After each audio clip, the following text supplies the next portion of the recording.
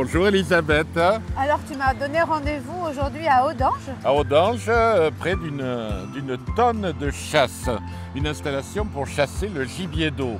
Tu sais que l'ouverture de la chasse au gibier d'eau est en service depuis le début. 17 août. Le 17 août, oh ben tu es plus renseigné que moi.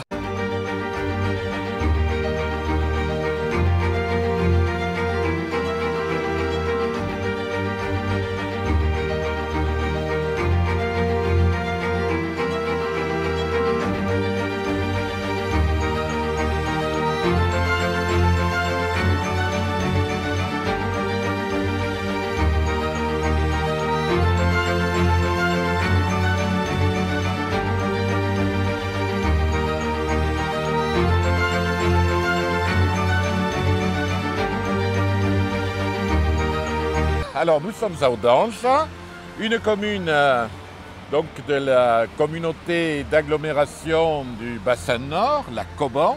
C'est une commune qui est dans le parc naturel régional des Landes de Gascogne et qui fait aussi partie, bien sûr, du parc naturel marin du bassin d'Arcachon. Tu vois, la commune coche toutes les cases. Oui. Alors, effectivement, ce sont des oiseaux, mais depuis quelques années, je ne vois pas ces oiseaux bouger. À mon avis, ça doit toujours être les mêmes. Et puis, ah mais ils sont faux, hein, ce sont des faux. Il est bien décoré ce giratoire. Hein? C'est vrai. Allez, je te propose maintenant d'aller faire un petit tour au port. Allez, au port, on y va, c'est parti. Alors Aimé, c'est sous un soleil de plomb que tu me fais découvrir Audange. Bon, je trouve que le bassin d'Arcachon est agréable même sous la pluie en fait, même par ciel gris. Mais j'ai quand même une petite préférence pour le soleil. On reviendra quand il fera beau à Audange. Ici, nous sommes dans un point névralgique. On a le grand bassin de baignade d'eau de mer qui sert également de chasse d'eau pour nettoyer le chenal. On ouvre les vannes, il y a une grande quantité d'eau qui s'en va vers le chenal et ça emmène l'argile et autres sédiments qui pourraient encombrer le chenal. Et ce bassin de baignade qui s'appelle Émile Hortel est à disposition de tous ceux qui veulent apprendre à nager à Audange et Dieu sait s'il y en a. Bon, c'est un bassin d'eau de mer, donc on ouvre les vannes pour faire rentrer à marée haute l'eau de mer et donc voilà. Ici, nous avons le domaine de Graveiro. Un des domaines endigués dont je vais vous raconter quelques éléments d'histoire quand nous serons à l'abri.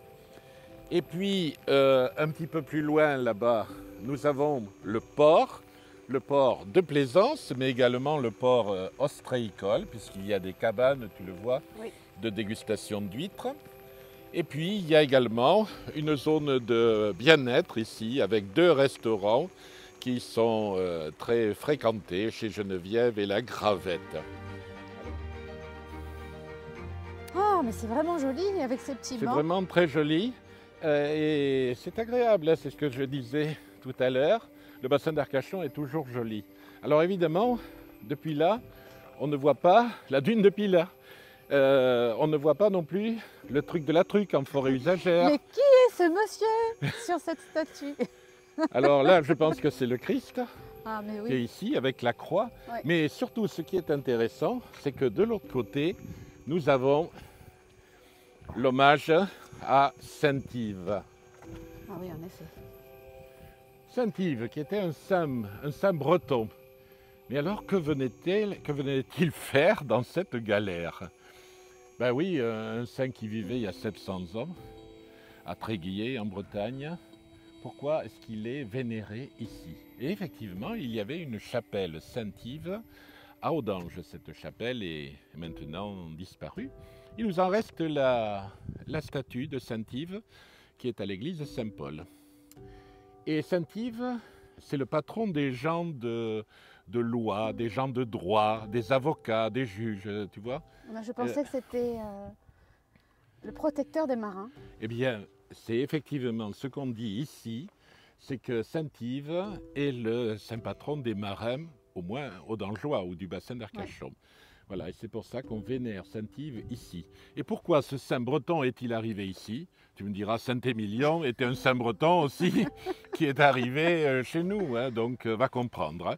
De toute façon, nous ne le saurons jamais puisque il n'y a pas beaucoup de sources écrites de cette époque-là.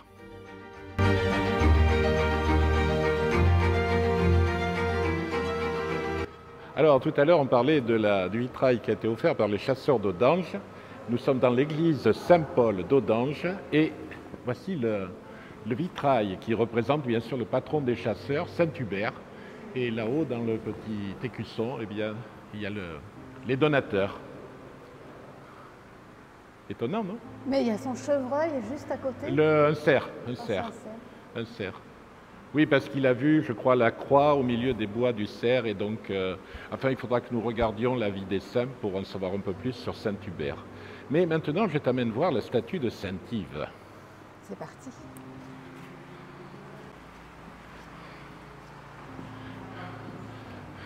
Alors voici une statue très ancienne de Saint-Yves, le protecteur d'Audange. D'ailleurs, si tu viens ici le 19 mai, il y a une grande foire qui fait également une grande fête. Aujourd'hui, il y a le marché, mais il n'est rien par rapport à ce qu'il y a le 19 mai. Alors, c'est une date à retenir. Alors, on a le vitrail dédié à Saint-Yves, mais on a au-dessous cette statue récupérée de l'ancienne église, qui est du plâtre, hein, du plâtre polychrome, comme tu vois. Et cette statue, elle est vénérée à Audange depuis peut-être des siècles et des siècles.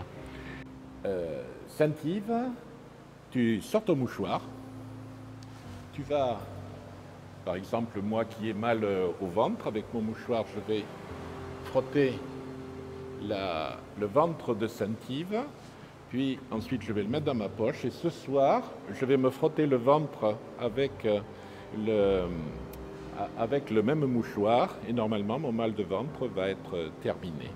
Alors, bien sûr, tu vas me dire, et ceux qui ont mal à la tête, il faut frotter la tête. Oui, c'est un petit peu haut, là. Mais oui, bien sûr. Mais alors, regarde, il y a des tabourets. On a mis des tabourets de façon à ce que le fidèle qui a mal à la tête puisse atteindre la tête de Saint-Yves. Il y en a des gens qui sont passés ici. Hein. Moi, ça me fait hérisser le poil sur les pas. Aimé, n'est-ce pas la pêche miraculeuse?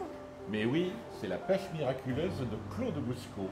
Alors c'est une sculpture qui vient d'arriver ici. Là, elle a été mise en place le 18 septembre à l'occasion des Journées du patrimoine. Claude Boussecaut était un sculpteur arcachonnais, Grand Prix de Rome en 1935, et il avait répondu à une commande d'une famille d'Audange. Et la famille en question a donné cette année la pêche miraculeuse donc, de Claude Boussecaut à l'église d'Audange.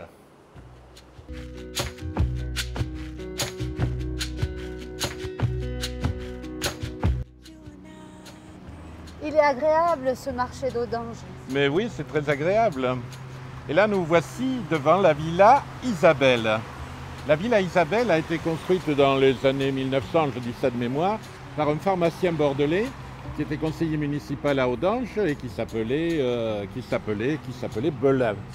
Et il a fait construire cette villa, après avoir démoli la précédente, pour sa fille. Il l'a appelée d'ailleurs du nom de sa fille. Voilà, Isabelle.